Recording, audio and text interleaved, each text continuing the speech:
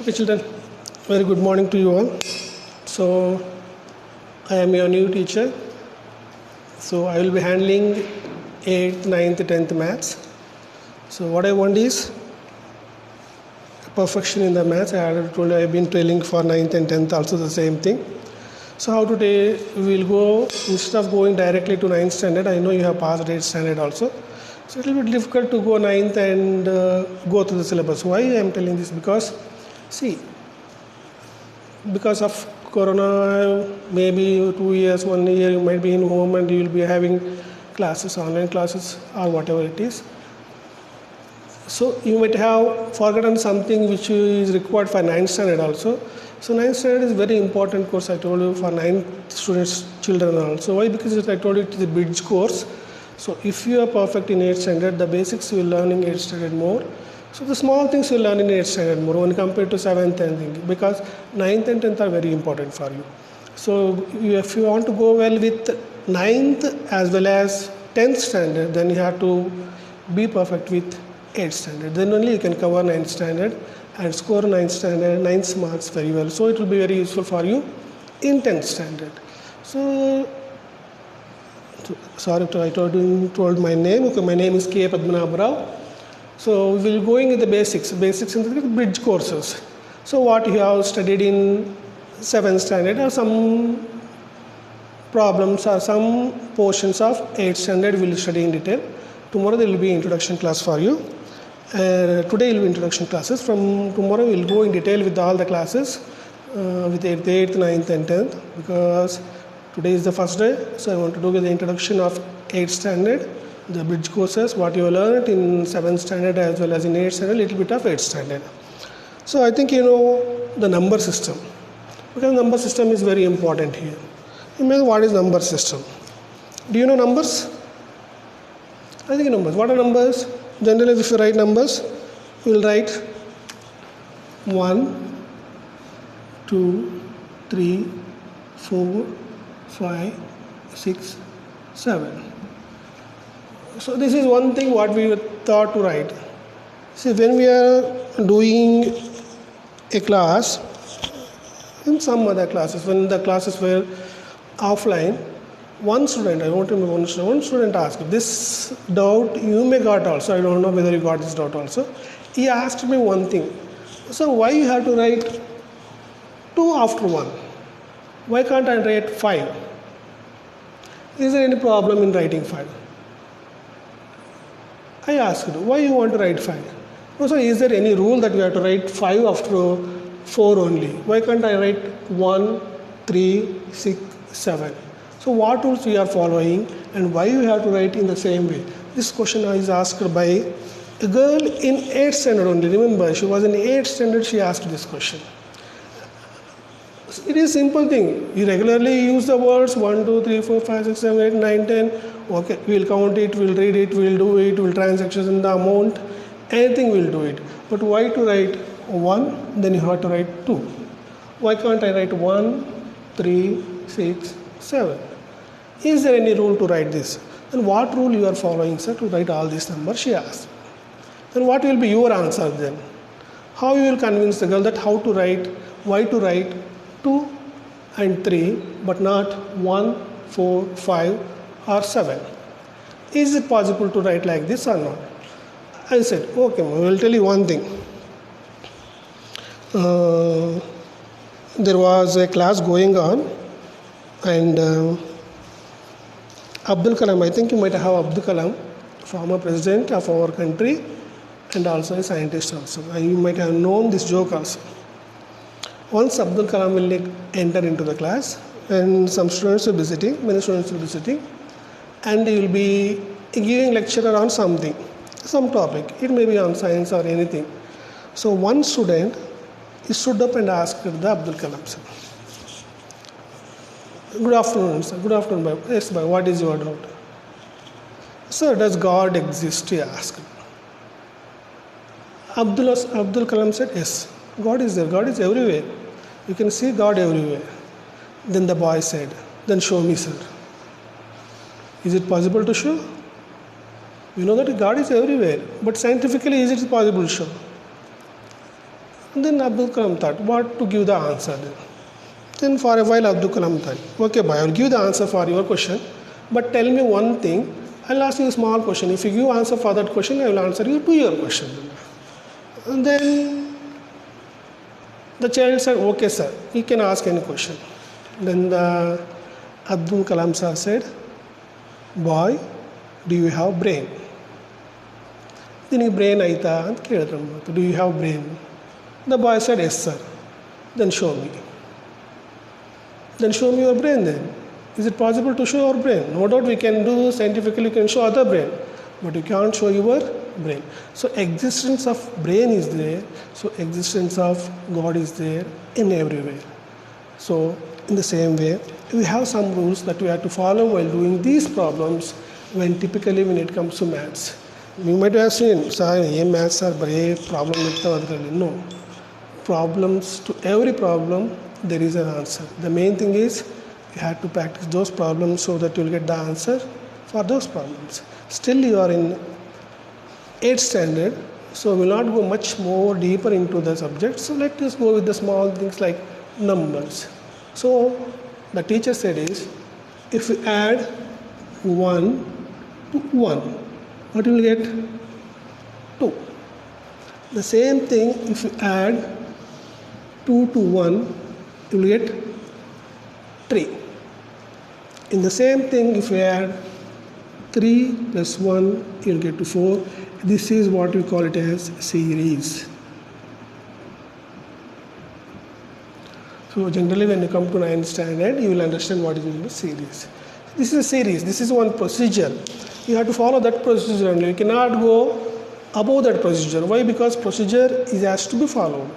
We have some rule that is made by our great scientists, so we have to follow this rule. But for every rule, there is a common therapy. Therapy in this is common rule is there. Without rule, maths will not accept it. So okay, what do you call these type of numbers then? So 1, 2, 3, 4, 5, 6, 7, 8. We have some numbers. For every number system, in every number system, we have some numbers. So what we call these numbers then? I said, what we call these numbers in the sense, we have numbers. So if the number starts with 1, 2, 3, 4, 5, 6, 7, 8, 9, 10, 11, 12, whatever it may be, we call them as natural numbers. What we call them?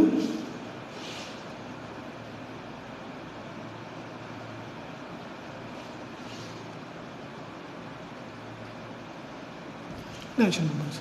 So generally 1, 2, 3, 4, 5, 6, 7, it goes on continuation up to 8th, 9th, 10th, whatever it is. So we call all these numbers as natural numbers only. So we have many numbers. What are the numbers? So if the number starts with 1, we call them as natural numbers. So if the number starts with 0, 1, 2, 3, 4, 5, 6, 7. If the number starts with 0, 1, 2, 3, 4, 5, 6, 7. So what we call these numbers then? So these numbers are called whole numbers. What do you call them as? Whole numbers. Whole numbers? Why these are natural numbers? Why these are whole numbers? The main thing is the difference between the difference between the natural numbers as well as the whole numbers is natural number starts with 1 and whole number starts with 0. So still we are not entered into 8th standard syllabus. Just I am refreshing you with the knowledge of maths that you might have forgotten already. So from tomorrow it will be continued classes. So be ready for these classes. So we have many numbers also. We have integers. What are integers? We have rational numbers.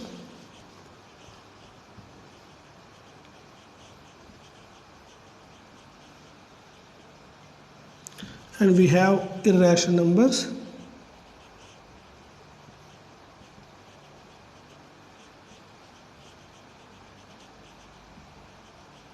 And many things, everything we have. We have all the numbers. We have integers, we have rational numbers, we have irrational numbers. What are rational numbers? What are irrational numbers? What are integers? Just if you have time, you go through your textbook once again, you'll come to water numbers. No, I'll explain you afterwards also. But the main thing is, at least you have to do work because you are in the basic stage. So you have to collect the information where from your textbook. Don't go anywhere. Just to turn out your last year textbook, 8th standard textbook or 7th standard textbook. You'll get everything and every problem here. Then shall we go with the roots then? What are roots then?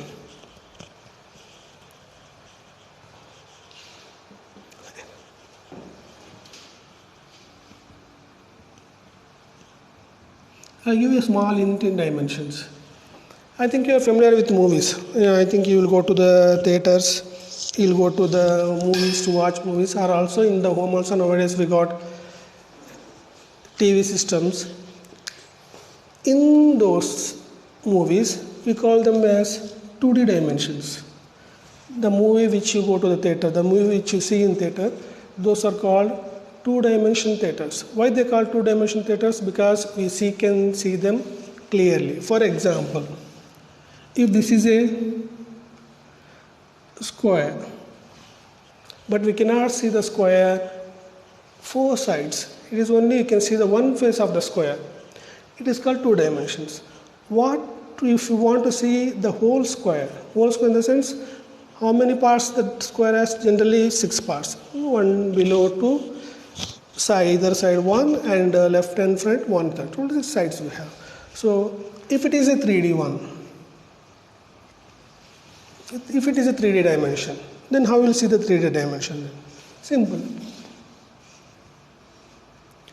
Same cube I'm taking here, whatever taken here. So 3D dimensions will be in this format.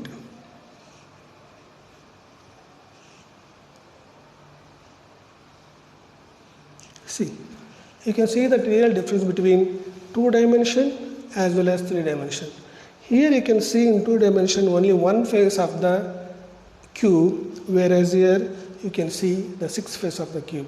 That's why you may have 3D in your home theaters also, or in your TVs also, or if you go to a theater to see a movie, they will give you a special type of glasses for you to see the movie. Why? Because 3D needs special glasses there to convert 2D into 3 dimensions, because this is the difference between 2D and 3D. Why I am telling dimensions 2D and 3D in the sense, in 8th standard, if you go to the chapters there you will get one chapter about dimensions here, whether it is 2D dimensions or whether it is 3D dimensions or everything. Then cubes we have. What is cubes then? Let us say simply cubes.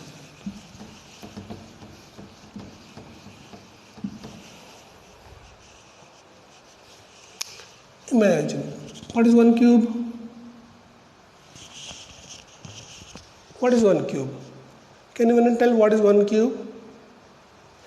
One cube is always 1. You may ask why. Because multiply 1 into 3 times, the answer will be 1 only. 1 into 1 is 1. Again 1 into 1 is 1 only. If you write 1 to the power of 500 also, the answer will be 1 only. Because how many times you multiply 1, the last result will be 1 only. That is a cube root of 1. If I take cube root of 2, what is the cube root of 2? So 2 multiplied how many times? 3 times. So 2 multiplying 2 into 3 times, that is 2 to the 4 and 4 to the 8. This is cube roots. And let us see the factors now.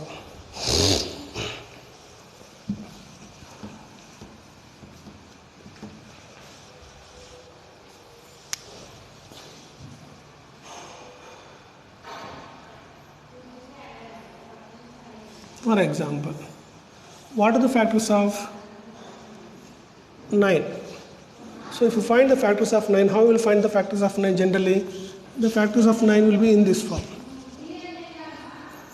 3, you get 3 3s 9, then 3, and then 3 into 1 is 3.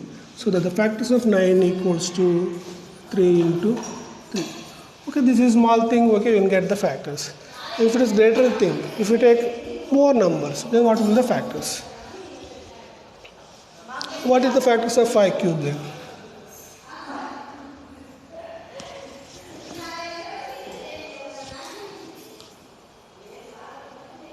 Nine only. So if you want the factors of 16, how will you get the factors of 16? You may get confused while writing the factors of 16.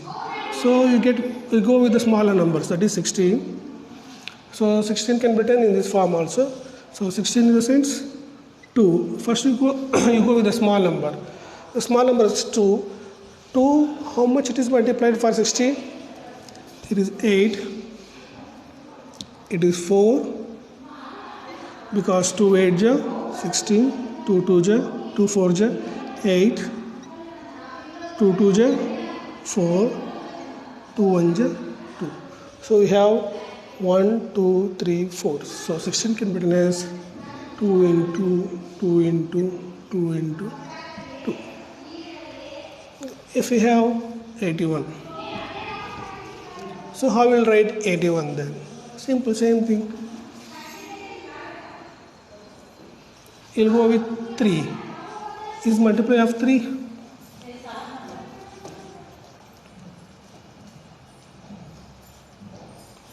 Three two ja 6. 3 2 ja is 6. How much is remaining? 2 is remaining. It becomes 21. So 3 7 ja, it is 21. Now we'll go with 3 again. So it is 3 into 9. 3 9 ja 27. Again it is 3 into 3. So 3 3 ja 9. Again it is 3 into 1. So 3 1 ja 3. So 1 is remaining. So the factors of 81 is, you can write it is in this form, 3 into 3 into 3 into 3. In the same way, we can find factors of many things also, many numbers. Whatever the numbers they might have given, you may find the factors of these numbers also. So if you open your textbook, page number 2, in 8th standard textbook, he has given clearly the prime factors factorization. So we have prime factors. What do you mean by prime factors? You will study in 8th standard only. So what are prime factors? Then what do you do with the prime factors? What are prime numbers? I already told you how many types of numbers are there. Many types of numbers are there. In that we have prime numbers.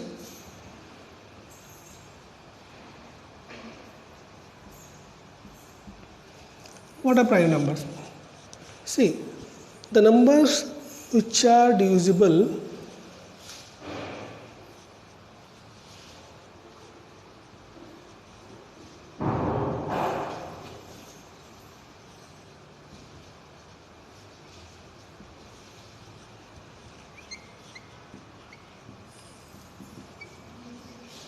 by 1 and itself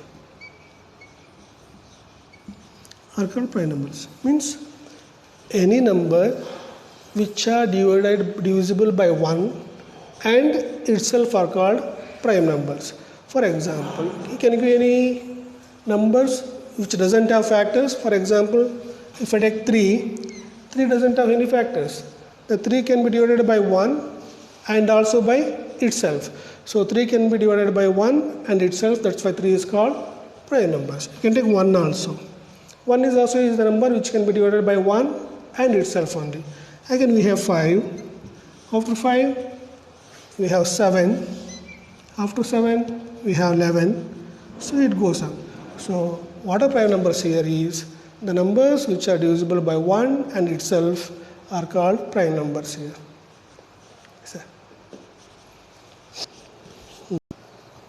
Okay children, this is for today itself only.